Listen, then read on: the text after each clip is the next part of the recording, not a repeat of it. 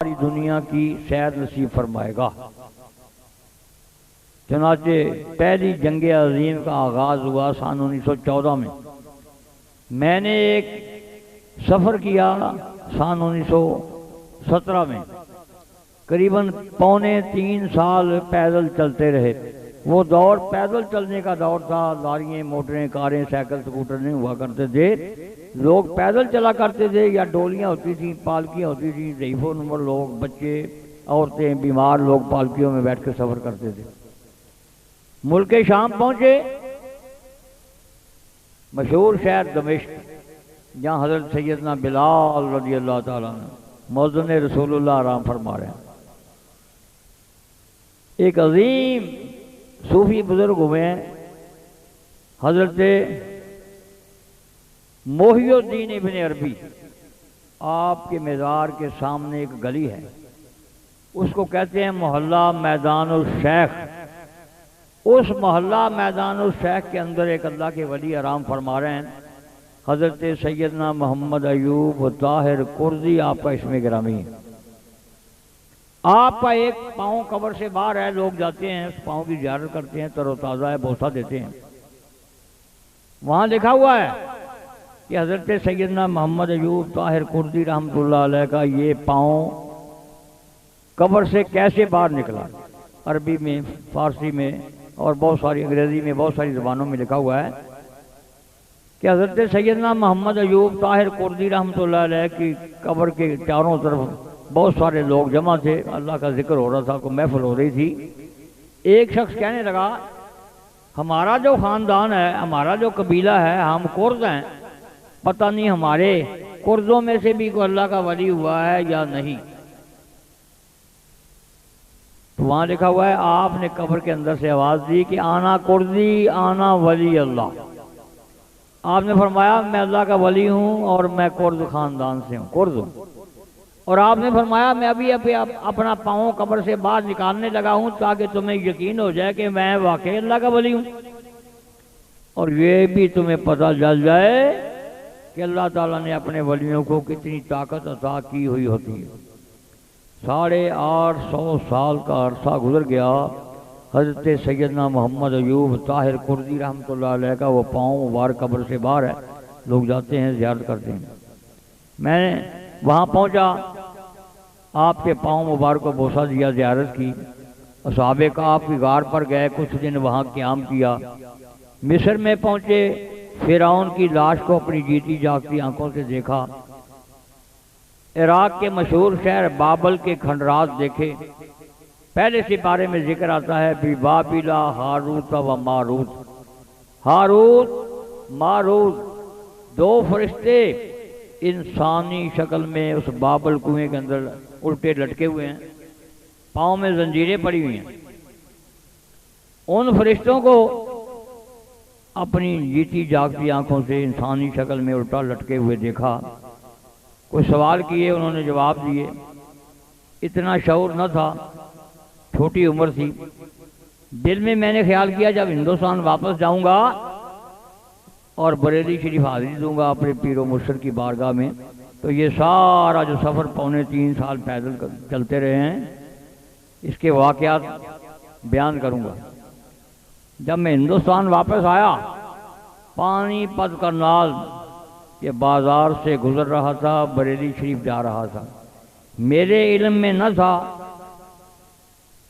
کہ بریلی کے پیر، میرے پیر و مرشد احمد رضا خان رحمۃ الرحمن رات پانی پت کرنال میں تشریف لائے ہیں اور ایک محفل سے میلاد مصطفیٰ بیان فرمایا آپ نے۔ میرے علم میں نہ تھا۔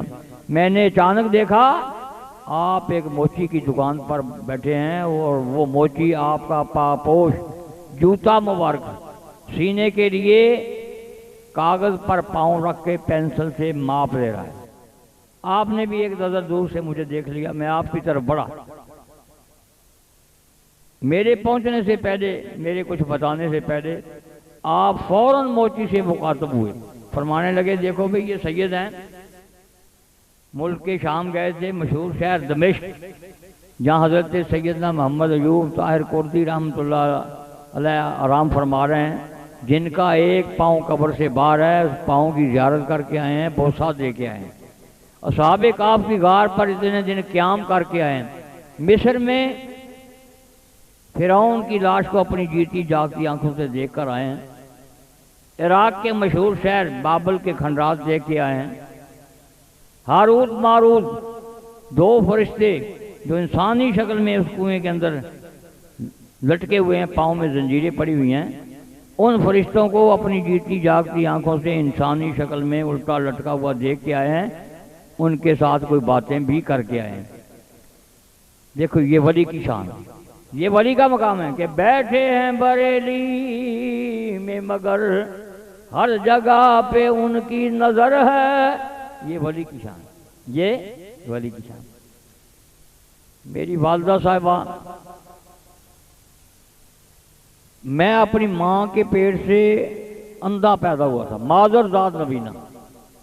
میرے والد دادا کے مرید تھے اور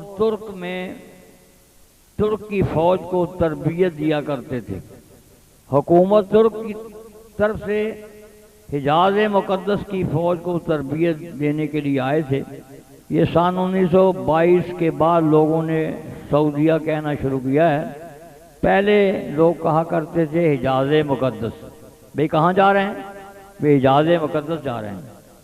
میری پیدائش بستی قباء شریف، جہاں مسجد قباء ہے، وہاں میری پیدائش ہوئی۔ اپنی والدہ کے پیٹ سے مادر ذات نبینہ اندھا پیدا ہوا، 7 سال تک نبینہ رہا۔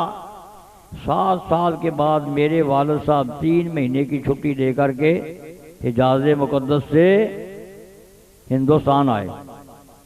اتفاق سے ہمارے ہاں میاں شیر محمد تاجدار شرق پل نقش بندیوں کے دولہا ہمارے گھر تشریف لے آئے۔ میاں صاحب جب بھی اپنے دادا پیر و مرشد کے پاس مکان شریف ضلع گرداسپور جاتے تھے، میرے نانا جان کے ساتھ بڑا پیار تھا۔ ہمارے ہاں میاں شیر محمد ایک رات ضرور قیام فرمایا کرتے تھے۔ مجھے دیکھا اور میرے نانا جان سے آپ نے فرمایا کہ سید صاحب اپنے اس نواسے کو، دوتے کو اپنے پیر خانے پر بریلی شریف لے کر نہیں گئے؟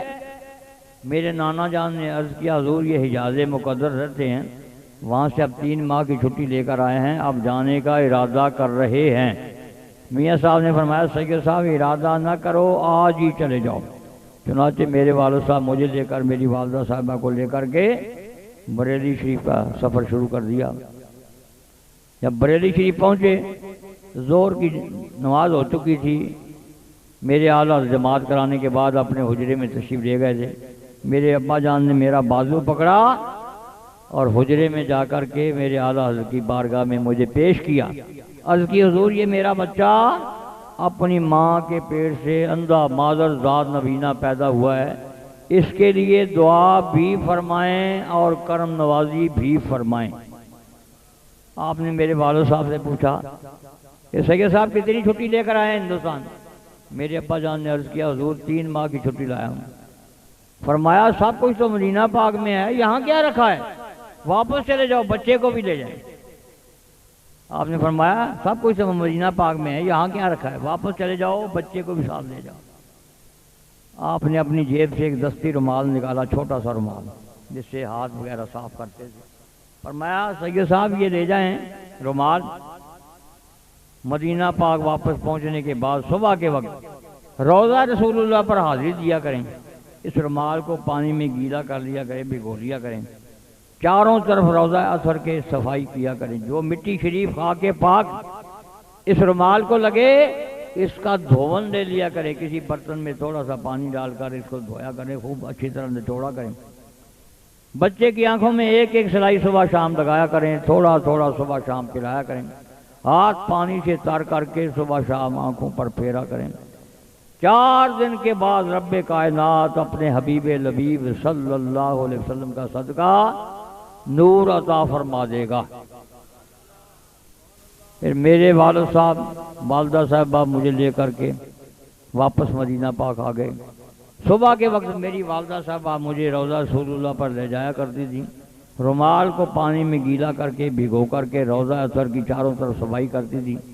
جو مٹی شریف کھا کے پا کے رومال کو لگتی، اس کا دھون لے لیتی، کسی برتن میں تھوڑا سا پانی ڈالتی، اس کو دھوتی، نچوڑتی اچھی طرح، ایک ایک سلائی صبح شام میری آنکھوں میں لگاتی، تھوڑا تھوڑا صبح شام پلاتی، ہاتھ پانی سے تر کر کے آنکھوں پر پھیرتی۔ 15 دسمبر سن 1906، 16 دسمبر سن 1906، 17 دسمبر سن 1906، 18 دسمبر سن 1906 میری والدہ صاحبہ نے 4 دن میرے پیر و مرشد کے فرمان کے مطابق عمل کیا۔ 19 دسمبر رات کو میں سویا ہوا تھا، جاگا تو میں نے تھوڑی تھوڑی روشنی محسوس کی، معمولی دیواریں نظر آنے لگی، اور مجھے ڈر خوف سا بھی آنے لگا کہ پتہ نہیں یہ کیا چیز ہے۔ میں نے اپنی والدہ صاحبہ کو آواز دی، اماں جان اٹھئے، اماں جان اٹھئے، اماں جان اٹھئے۔ ہمارے پیر و مرشد نے جو فرمایا تھا وہ وارد ہو چکا ہے، تقدیر الہی بن چکی ہے۔ میری والدہ صاحبہ اٹھے، وضو فرمایا، شکرانے کے نفل ادا کرنے شروع کر دیے۔ صبح تک شکرانے کے نفل ادا کرتی رہیں۔ صبح ہوئی، مدینے پاک کی بستیوں میں، محلوں میں، آبادیوں میں، گلی کوچوں میں اس عظیم کرامت کا چرچا شروع ہو گیا کہ فوجیوں کا اندھا اندھا بچہ بینا ہو گیا، سجاکا ہو گیا۔ لوگ مبارکبادیاں دینے کے لیے آنے شروع ہوئے۔ میرے والد صاحب نے استعفیٰ دے دیا، ملازمت چھوڑ دی، مجھے لے کر میری والدہ صاحبہ کو لے کر کے ہندوستان کا سفر شروع کر دیا، سیدھے بریلی شریف پہنچے۔ میری اماں جان فرمایا کرتی تھیں کہ جس وقت بریلی کے تاجدار احمد رضا خان رحمت الرحمان یہ فرما رہے تھے کہ سید صاحب واپس چلے جائیں مدینہ پاک، اور یہ رومال لے جائیں، اس رومال کو پانی میں بھگو لیا کریں، روضہ رسول اللہ پر صبح کے وقت حاضری دیا کریں، روضہ سر کی چاروں طرف صفائی کیا کریں، جو خاک پاک مٹی شریف رومال کو لگے اس کا دھون لے لیا کریں، کسی برتن میں تھوڑا سا پانی ڈال کے اس کو دھویا کریں، نچوڑا کریں، بچے کی آنکھوں میں ایک ایک سلائی صبح شام لگایا کریں، تھوڑا تھوڑا صبح شام پلایا کریں، ہاتھ پانی سے تر کر کے صبح شام آنکھوں پر پھیرا کریں۔ میری والدہ صاحبہ فرماتی تھی کہ میں اپنے پیر و مرشد کا فرمان، سامنے ایک کمرہ تھا با پردہ بیٹھی تھی، کپڑے کا پردہ لٹک رہا تھا دروازے پر، اور آپ کا فرمان سن رہی تھی۔ میں نے وہیں بیٹھے بیٹھے منل مانی دل میں کہ یا اللہ، امام بخاری جنہوں نے بخاری شریف لکھی ہے نا، آپ بھی نبینا تھے۔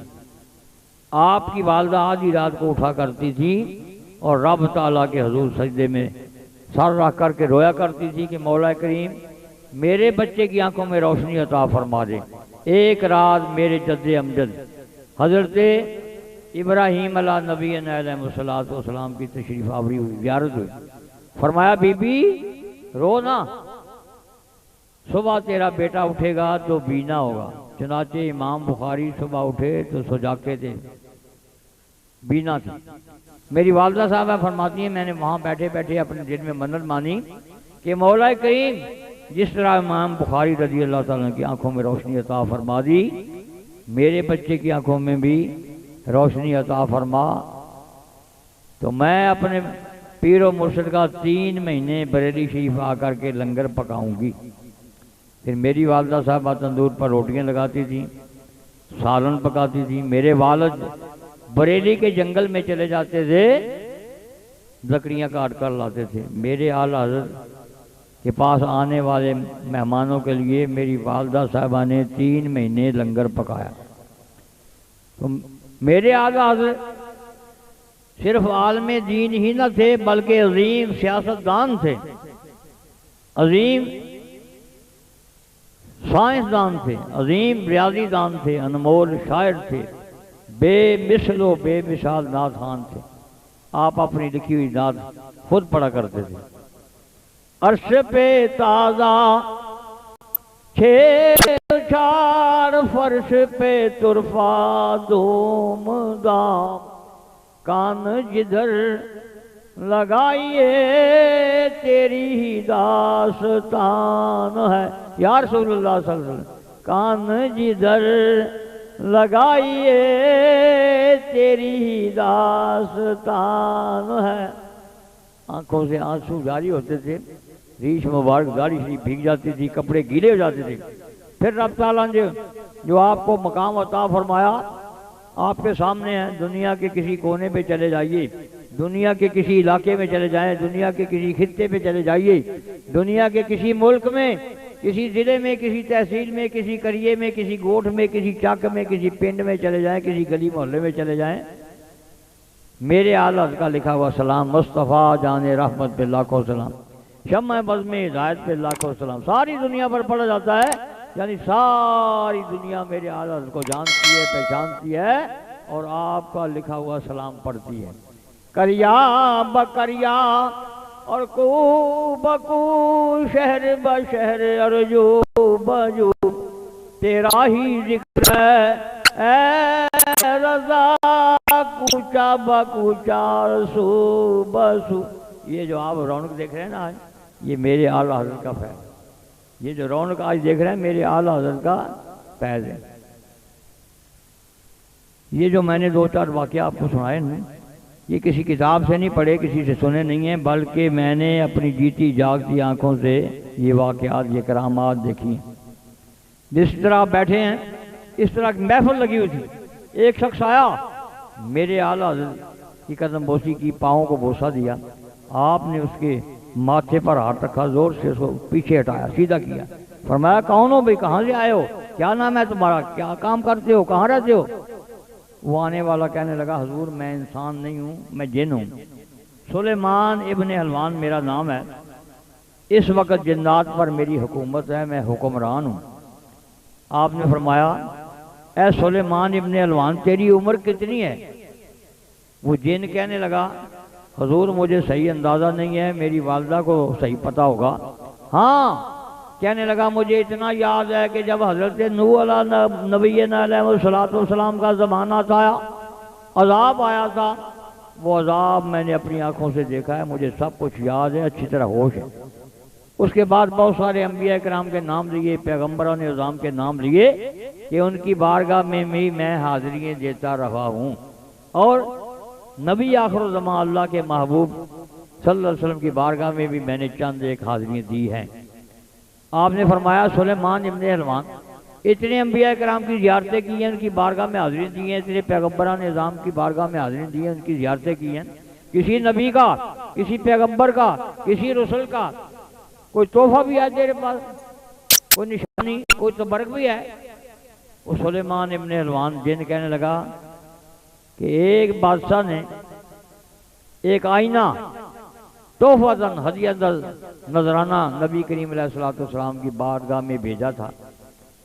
وہ آئینہ نبی کریم علیہ السلام کے وصال کے کچھ عرصہ بعد میں نے اپنی محبت سے، اپنے پیار سے، اپنے عشق سے ام المومنین بی بی عائشہ صدیقہ رضی اللہ تعالیٰ عنہ کے حجرے میں سے اٹھا لیا تھا، اس لیے کہ اس آئینہ مبارک میں آقا دو جہاں سردار الانبیاء صلی اللہ علیہ وسلم کا چہرہ انور موجود ہے۔ میں نے وہ اس لیے اٹھا لیا تھا کہ میں آقا دو جہاں سردار الانبیاء صلی اللہ علیہ وسلم کی زیارت کیا کروں گا، دیدار کیا کروں گا۔ وہ کہنے لگا حضور وہ آئینہ میرے پاس اس وقت موجود ہے۔ آپ نے فرمایا پھر جلدی کر، دیر نہ کریں۔ آپ نے فرمایا کیا؟ سلیمان ابن حلوان آج اس مبارک آئینے کی مجھے زیارت نہیں کروائے گا؟ وہ سلیمان ابن حلوان جن کہنے لگا کہ حضور آج جو میں آپ کی بارگاہ میں آیا ہوں اپنی مرضی سے نہیں آیا، رب کائنات نے اپنے علم سے مجھے بھیجا ہے، اسی لیے بھیجا ہے کہ اس مبارک آئینے کی آپ کو زیارت کرانا۔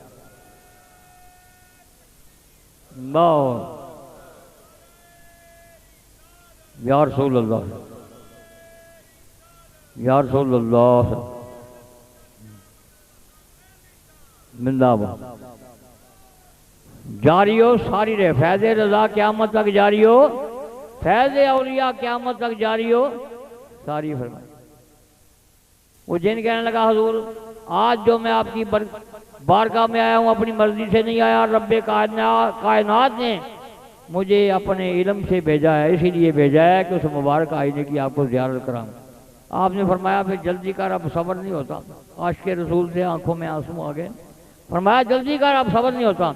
وہ سلیمان ابن حلوان جن محفل میں سے اٹھا، ایک قدم پاؤں اپنا باہر دروازے کے رکھا، اسی وقت وہ پاؤں دروازے کے اندر رکھ دیا، جیسے انگریزی والے کہتے ہیں between the twinkling of the eyes, آنکھ جھپنے سے پہلے دور اس سے مسافر طے کر کے وہ آئینہ مبارک لے کر آ گیا، سر پر گٹھڑی اٹھائے ہوئے تھا، ایک رومال کھولا، دوسرا، تیسرا، چوتھا، پانچواں، بہت سارے رومال کھولے، وہ آئینہ مبارک نکالا اور میرے اعلیٰ حضرت کے ہاتھ میں دیا، آپ نے چوما، آنکھوں پر لگایا، سر پر رکھا، فرمایا سب لوگ اٹھ کر کے تازہ وضو کر لیں اور ایک قطار بنا لیں، درود پاک پڑھتے ہوئے گزریں، آقا دو جہاں سردار الانبیاء صلی اللہ علیہ وسلم کا دیدار کریں، زیارت کریں۔ سب لوگ ایک قطار میں درود پاک پڑھتے ہوئے گزرتے تھے، آقا دو جہاں سردار الانبیاء نبی آخر الزمان اللہ کے محبوب کا دیدار کرتے تھے۔ آپ نے فرمایا بھی سب لوگوں نے آقا دو جہاں سردار الانبیاء صلی اللہ علیہ وسلم کا دیدار کر لیا، سب لوگ کہنے لگے جی کر لیا۔ میرا بچپنا تھا، رب تعالیٰ نے یہ سعادت مجھے بھی نصیب فرما دی۔ آپ نے خوشبو لگائی، رومالوں کے اندر وہ آئینہ مبارک باندھا اور وہ گٹھڑی سلیمان ابن حلوان جن کے سر پر رکھ دی، وہ سلیمان ابن حلوان چلا گیا۔ یہ 4 جون سن 1910 کا واقعہ۔ اس واقعہ کے قریباً تیسرے سال 27 جنوری سن 1913 کا واقعہ ہے۔ ہندوستان کے اندر ایک ضلع ہے ایٹا اور شہر کا نام ہے کاس گنج، بڑا مشہور شہر ہے کاس گنج۔ کاس گنج شہر کی مرکزی مسجد میں میرے اعلیٰ حضرت آقا دو جہاں سردار الانبیاء کا میلاد بیان فرما رہے تھے۔ دوران بیان آپ نے دائیں کونے میں بیٹھے ہوئے ایک شخص کو اشارہ کیا، فرمایا بھئی اٹھ کر کے یہاں میرے سامنے آ جاؤ، جلدی آؤ بھئی، اٹھ کے یہاں آ جاؤ۔ وہ شخص وہاں سے اٹھا اور آپ کے سامنے آ گیا۔ آپ نے فرمایا بھئی تو سلیمان ابن حلوان جن تو نہیں ہے؟ وہ جن مسکرایا، کہنے لگا حضور میں واقعی سلیمان ابن حلوان جن ہوں، آج آپ نے مجھے پہچان لیا ہے۔ آپ نے فرمایا سلیمان ابن حلوان تو نے بڑی مہربانی فرمائی تھی، کرم نوازی فرمائی تھی۔ وہ آئینہ مبارک جس میں آقا دو جہاں سردار الانبیاء صلی اللہ علیہ وسلم کا 13 اندر تشریف فرما ہے، زیارت کرائی تھی۔ اس آئینہ مبارک کے علاوہ کسی نبی کا، کسی پیغمبر کا، کسی رسول کا کوئی اور بھی تحفہ، کوئی اور نشانی، کوئی اور بھی تورک ہے تیرے پاس؟ وہ سلیمان ابن حلوان جن کہنے لگا کہ آقا دو جہاں سردار الانبیاء اللہ کے محبوب جب بستی سے، آبادی سے باہر تشریف لے جاتے تھے جنگلوں میں، پتھروں سے کلمہ پڑھنے کی، پہاڑوں سے کلمہ پڑھنے کی آوازیں آتی تھیں۔ وہ جن کہنے لگا حضور ان پتھروں کے اندر سے ایک چھوٹا سا سفید رنگ کا پتھر میرے پاس موجود ہے، آج بھی اس پتھر میں سے کلمہ شریف پڑھنے کی آوازیں آتی ہیں، درود پاک پڑھنے کی آوازیں آتی ہیں، صلاۃ والسلام پڑھنے کی آوازیں آتی ہیں۔ آپ نے فرمایا سلیمان ابن حلوان کیا اس مبارک پتھر کی آج مجھے زیارت نہیں کروائے گا؟ اس نے پھر یہی کہا کہ حضور آج جو میں آپ کی بارگاہ میں آیا ہوں اپنی مرضی سے نہیں آیا، رب کائنات نے اپنے علم سے مجھے بھیجا ہے، اسی لیے بھیجا ہے کہ اس مبارک پتھر کی آپ کو زیارت کرائیں۔ آپ نے فرمایا پھر جلدی کر، دیر نہ کر۔ وہ محفل میں سے اٹھا اور ایک لمحے میں وہ پتھر مبارک لے کر آ گیا، آپ کے ہاتھ میں دیا، آپ نے چوما، آنکھوں پر لگایا، سر پر رکھا، فرمایا سب لوگ اٹھ کر کے تازہ وضو کر لیں اور کھڑے ہو کر کے صلاۃ و سلام پڑھیں، مصطفیٰ جان رحمت پہ لاکھوں سلام، شمع بزم میں ہدایت پہ لاکھوں سلام۔ سب لوگ کھڑے ہو کر کے صلاۃ و سلام پڑھتے تھے، اس پتھر میں سے بھی آوازیں آتی تھی، الصلاۃ والسلام علیک یا سیدی یا رسول اللہ، الصلاۃ والسلام علیک یا سیدی یا محبوب اللہ، الصلاۃ والسلام علیک یا سیدی یا نور اللہ۔ یہ عظیم معجزہ میرے نبی کریم علیہ الصلوۃ والسلام کا۔ دنیا کے بہت سارے ملکوں میں یہ پتھر بھی موجود ہیں اور آئینے بھی موجود ہیں۔ بڑے عاشق رسول بادشاہ ہوئے ہیں، انہوں نے زر کثیر خرچ کر کے یہ پتھر بھی حاصل کیے ہیں، آئینے بھی حاصل کیے ہیں اور اپنے خزانوں میں رکھے ہیں، اپنی اولاد کو وصیت کر گئے ہیں کہ ان کی قدر کرنا، حفاظت کرنا۔ یہ عظیم معجزہ جو میں نے آپ کو سنایا ہے یہ بھی کسی کتاب سے نہیں پڑھا، کسی سے سنا نہیں ہے، بلکہ اس کا بھی میں عینی شاہد موقع کا گواہ، اپنی جیتی جاگتی آنکھوں سے یہ معجزہ جو نبی پاک صلی اللہ علیہ وسلم کا دیکھا ہے۔ داتا گنج بخش کے عرس مبارک پر میں نے کافی سال ہو گئے یہ عظیم معجزہ بیان کیا، تو ہمارے لاہور میں ایک بڑے علامہ صاحب ہیں مولوی صاحب ہیں، میں ان کا نام نہیں لیتا، خطیب، بڑے خطیب ہیں اور سید بھی ہیں، کسی محکمے میں وہ آفیسر بھی ہیں، وہ کہنے لگے لوگوں کو بھی اور باتیں تو ساری ٹھیک ہیں، یہ جو شاہ صاحب نے آئینے والا واقعہ اور پتھر والا بیان کیا ہے یہ غلط ہے۔ وہ کہنے لگے عام لوگ جو ہیں سیدھے سادے ان پڑھ لوگ وہ تو ان باتوں کو مان لیتے ہیں، لیکن صاحب علم ان باتوں کو نہیں مانتے۔ مجھے ایک دو آدمیوں نے بتایا تو میں ان کے پاس گیا، ایک آدمی نے نئی گاڑی لی تھی، وہ مجھے کہنے لگا شاہ صاحب چلو گاڑی میں بیٹھ کے ذرا سیر کر کے آتے ہیں، تو میں وہ گاڑی لے کر کے ان کے پاس پہنچا، میں نے کہا خطیب صاحب یہ ہمارے ایک دوست ہیں، انہوں نے نئی گاڑی لی ہے، ان کا خیال ہے کہ آپ گاڑی میں بیٹھیں تو تھوڑا گھوم کے شہر میں آتے ہیں، برکت ہو جائے گی۔ وہ علامہ صاحب میرے ساتھ بیٹھ گئے، میں مفتی عبدالقیوم الہروی صاحب کی بارگاہ میں گیا، اس وقت زندہ تھے مفتی صاحب، جامعہ نظامیہ رضویہ والے۔ میں نے عرض کی مفتی صاحب کسی حدیث پاک میں کسی تفسیر میں آپ نے کوئی ایسا واقعہ پڑھا ہے جس آئینے کے اندر آقا دو جہاں سردار الانبیاء صلی اللہ علیہ وسلم کا چہرہ نمبر تشریف فرما ہو؟ مفتی صاحب فرمانے لگے ایک آئینہ نہیں بلکہ یہ عظیم معجزہ ہے میرے نبی کریم علیہ الصلوۃ والسلام کا کہ نبی کریم علیہ الصلوۃ والسلام نے ساری زندگی جس آئینے کے سامنے ایک دفعہ اپنا چہرہ کیا پھر اس آئینے نے دوسرا چہرہ قبول ہی نہیں کیا۔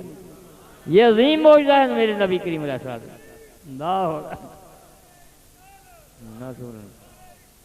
یا رسول اللہ صلی اللہ علیہ وسلم۔ مفتی صاحب فرمانے لگے یا نبی یا نبی یا نبی یا نبی، رسول کے غلام ہیں، موت بھی حیات ہے۔ مفتی صاحب فرمانے لگے ایک صحابی تھے، نبی کریم علیہ الصلوۃ والسلام کی وصال شریف کے بعد وہ غمگین رہا کرتے تھے، کھانا پینا بھی چھوڑ دیا، گفتگو بھی کرنی چھوڑ دی، کمزور ہوتے جا رہے تھے۔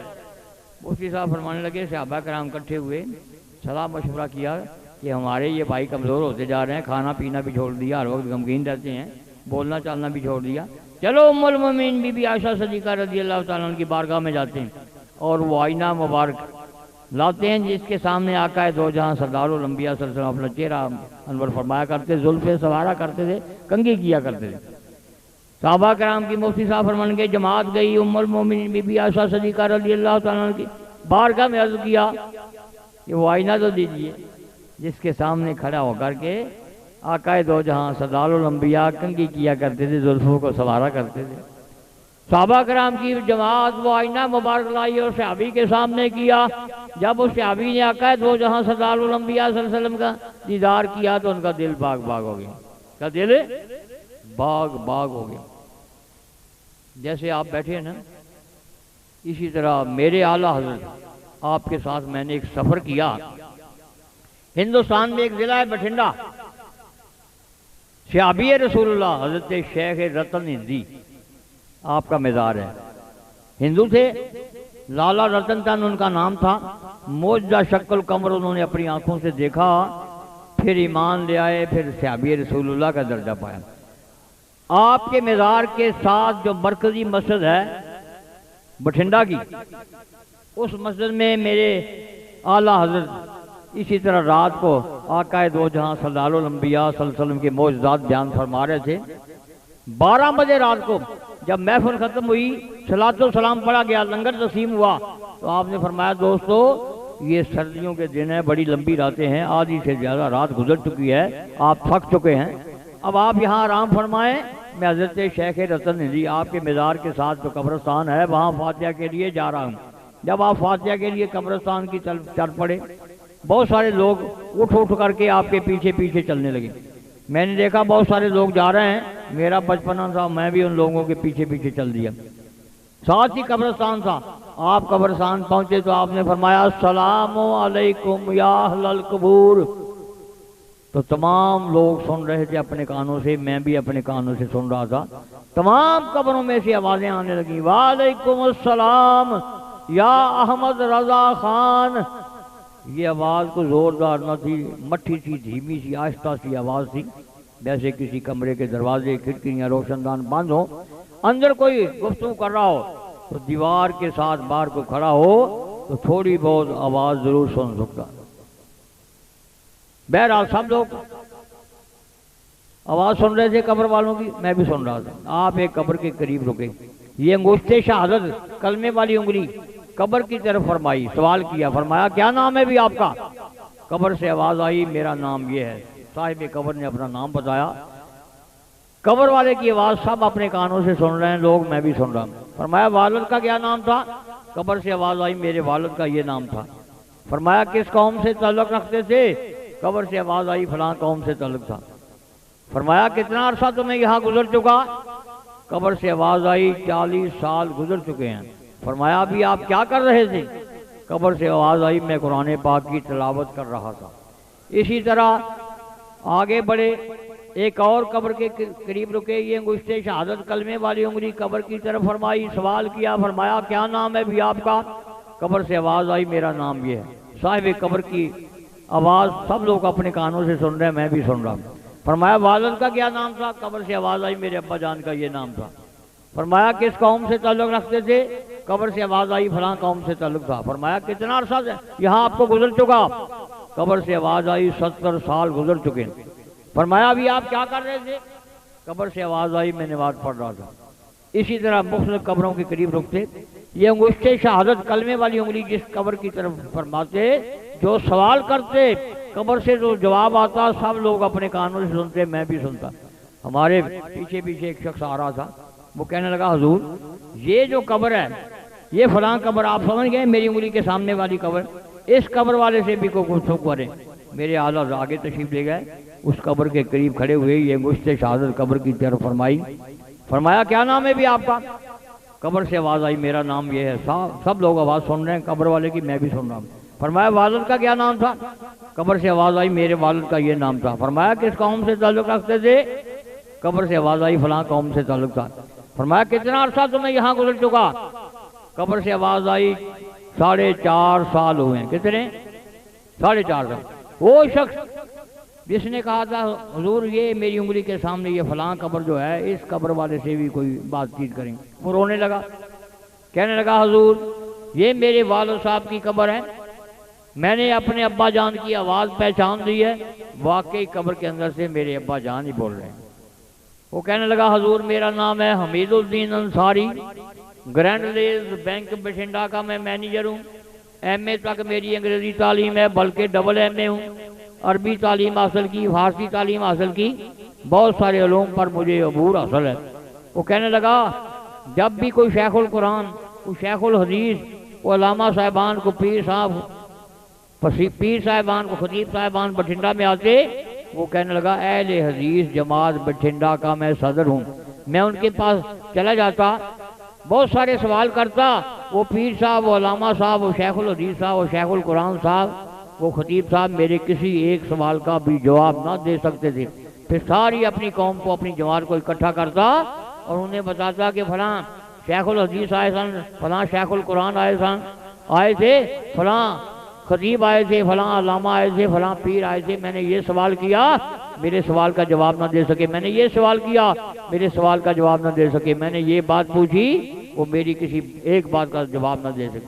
وہ کہنے لگا حضور میں نے سنا تھا بریلی کے پیر احمد رضا خان آج بٹھنڈا میں آ رہے ہیں، جن کا سارے ہندوستان میں چرچا ہے. میں نے کہا میں جاتا ہوں، وہ تو ایک معمولی مولوی ہیں، بڑے سوال کروں گا، وہ میرے کسی ایک سوال کا جواب نہ دے سکیں گے. پھر ساری اپنی جماعت کو اکٹھا کر کے بتاؤں گا کہ بریلی کے پیر احمد رضا خان جن کا سارے ہندوستان میں چلتا ہے، رات بٹھنڈا میں آئے تھے، میں نے یہ سوال کیا میرے سوال کا جواب نہ دے سکے، میں نے یہ سوال کیا میرے سوال کا جواب نہ دے سکے، میں نے یہ بات پوچھی میری بات کا جواب نہ دے سکے. وہ کہنے لگا حضور میں اسی خیال سے آیا تھا، آپ نے تو میری کایا پلٹ کے رکھ دی، میری زندگی میں انقلاب برپا کر دیا، میرا دل بدل دیا، میرا عقیدہ بدل دیا. اب آپ مجھے اپنا خادم بنا دیں، غلام بنا دیں، بیعت کر دیں. آپ نے فرمایا اچھا چلو تو بریلی شریف چلتے ہیں. وہ Hamiduddin Ansari Grindlays bank Bathinda کا مینیجر میرے اعلیٰ حضرت کے ساتھ بریلی شریف چلا گیا، کچھ دن آپ کی بارگاہ میں رہا، فیض حاصل کیا، اور پھر بٹھنڈا کی جامع مسجد میں آ کر کے خطابت اور امامت کے فرائض سر انجام دینے لگا. اور صبح شام الصلاۃ والسلام علیکہ یا سیدی یا رسول اللہ، الصلاۃ والسلام علیک یا سیدی یا محبوب اللہ، الصلاۃ والسلام علیک یا سیدی یا نور اللہ۔ پھر رب تعالیٰ نے یہ نصیب کر دیا۔ اولیاء اللہ نے تو چور آئے تو قطب بنا دی، بدکار آئے تو نیکوکار بن گئے، برے آئے اچھے بن گئے۔ تمام دنیا کی مشینری چلانی آسان، تمام دنیا کے کارخانے چلانے آسان، لیکن کسی کی کایا پلٹ دینی، کسی کا عقیدہ بدل دینا، کسی کا دل بدل دینا، کسی کی زندگی میں انقلاب برپا کر دینا، یہ سب اولیاء اللہ کی شان، یہ ولیوں کی شان ہے۔ اچھا بھی آپ کا پتہ نہیں کیا پروگرام ہے، مجھے جو دعا ہے پیر میر علی شاہ صاحب کی دی ہوئی سب کی ہے، اعلیٰ حضرت کی دعا ہے۔ میرا نہ تو کبھی گلا خراب ہوا ہے، نہ کبھی میں تھکتا ہوں نہ آگتا ہوں، 4 گھنٹے 5 گھنٹے 6 گھنٹے سناتا رہتا ہوں۔ آپ کا جو پروگرام ہے، اچھا سلام پڑھنے چلو جی، پھر یار زندہ صبر باقی 3 بج گئے۔